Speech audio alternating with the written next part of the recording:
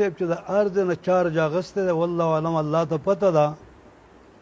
هغې بیا ائمه مجتهدین ائمه محدثین حتی که صحابه کرام راوین د علم حدیث حضرت عائشہ صدیقہ رضی اللہ تعالی عنہا امام بخاری امام مسلم دا خلق پرې نه ښوده د بار بار ویناګانو د وجنم اخر کې ورته ویلي چې مفتي صاحب ستا سره زه اخرنی ملاقات دا دی لہذا هغې د هغه بکواساتو نه خوله نه بندوله موږ اعلان د براعت کوو د بکواساتو د مفتی منیر صاحب نه دومره ده مفتی منیر صاحب که چرته تمام اهل اسلام نه معافي غواړي د جماعت شاهد توحید و سنت چې کوم بل جماعت دی زمونږ جماعت دی د دې ټولو نه معافي غواړي او توبه په صحیح معنو صحیح وباسي نو بیا الله ته مفوض دی الله ته حواله دی او که چېرې دغه بکواسات جاري ساتي وایي چې زه به نور بکواسات کوم نور به کوم زمونږ دغه بکواساتو نه مکمل براعت دی او دغه براعت نامه به مفتی حضرت علي صاحب زما خواته ناست دی هغه به واورئ تاسو ټول په توجه باندې واورئ والسلام بسم الله الرحمن الرحیم میک درو ناس ته صحیح نه میک واخله ته خیر دې مې کې نه خو میک ودرېږه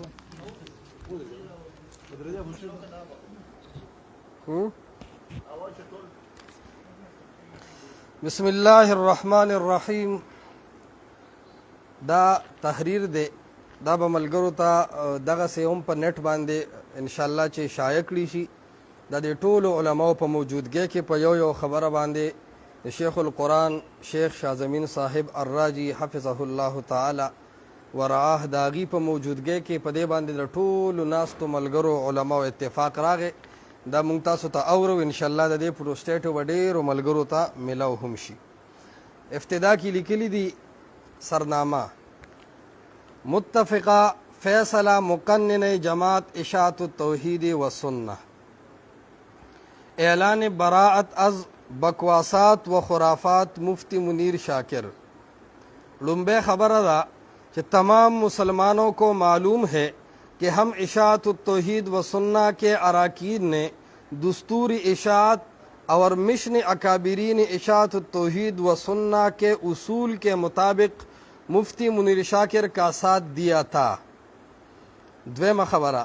تمام جماعتی اراکین شیخ القرآن الشیخ شازمین صاحب الراجی کی عمارت و زیر نگرانی میں دستور اشاعت اور مشن اکابرین اشاعت توحید و سنہ کے طرز پر شورا و اجتماعات وغیرہ کرتے رہیں دریم خبرہ مفتی منیر شاکر جب بھی انکار حدیث سے متعلق کچھ بیان کرتے تو امیر محترم شیخ شازمین صاحب کبھی ساتھیوں سمیت اور کبھی علیحدگی میں مفتی منیر شاکر کو تنبیہ دیا کرتے تھے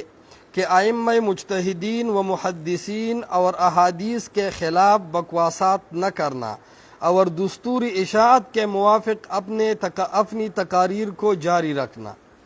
بار بار سلورمہ خبرہ بار بار نصیحت کے باوجود بھی مفتی منیر شاکر اپنی غلط نظریات ائمہ مجتہدین و محدثین و احادیث کی گستاخیوں سے باز نہیں آیا بلکہ مزید ترقی کی اور فتنہ انکار حدیث کی ترویج میں مشغول رہا پنجمہ خبرہ ہم سب امیر محترم شیخ شازمین صاحب کے ساتھ اس معاہدے میں بیان کرتے ہیں کہ ہم آئندہ منیر شاکر کے کسی قول و فعل کے ذمہ دار نہیں ہوں گے اور منیر شاکر سے ہمارا مکمل اعلان براعت ہے کیونکہ ہم دستور اشاعت اور مشن اکابرین اشاعت توحید و سنہ کے ساتھ دے کر قرآن و حدیث کی تبلیغ کر کے تمام مجتہدین و محدثین و کتب احادیث کا احترام کرتے ہیں دینا بعد بیا د ټولو علماء کرام دستخط په دې باندې شوي دي تقریباً 20-22 پورې موجود علماء او باقی ټولو علماء دکسي خپل رائے ورکړې ده چې مونږ د دې بکواساتو او بی بنیاده خبرو نه بالکل براعت دی او مونږ یو شخصیت خو پرېښودی شو بلکې مفتی منیر شاکر خو نه